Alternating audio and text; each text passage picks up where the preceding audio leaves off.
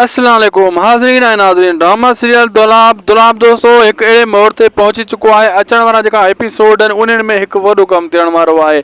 अचण वारे एपिसोड में आख़िर सोडल खे पूरो कयो वेंदो या सोडल खे बि राज़न वारा अगवा करे खणी वेंदा या हाशिम ख़ान जा माण्हू, या हिन चकर मुराद जेको आहे पूरो काबू करे वठंदो सोडल खे ऐं उन खां सवाल पुछंदो त हीउ छा कयो थो। सॼी अपडेट्स ॾींदासीं हिन नंढड़े वीडियो में। इनखे आख़िर ताईं ॾिसंदा थी सघे त शाहिद खुसो ब्लॉग यूट्यूब चैनल के ज़रूर सब्सक्राइब ऐं हिन वीडियो के लाइक ऐं लिंक शेयर कंदा दोस्तनि ताईं सुठा कमेंट भी कंदा।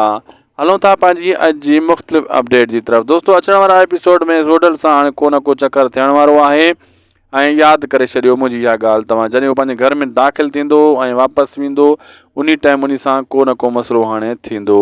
मुराद बि इन जे पोयों आहे, थी सघे थो मुराद जे वकड़ में चकर सोडल अची वञे। ऐं इहो ॿुधाईंदो वञा दोस्तों त घणा कम थियण वारा आहिनि अचण वारे सीन एपिसोडनि में। मंसूर बि हिन टाइम मथे को लॻो पियो आहे, तव्हांखे ख़बर आहे जेल में पियो आहे ऐं तमामु जल्द उहो बि ॿाहिरि अची वेंदो। ऐं शानवाज़ ख़ान हाणे रांदि खेॾंदो ठाहे करे मुराद सां। मुराद जी ताक़त हुयो मंसूर ख़ान उहो ख़तमु थी वई, हाणे शानवाज़ ख़ान घटि न कंदो।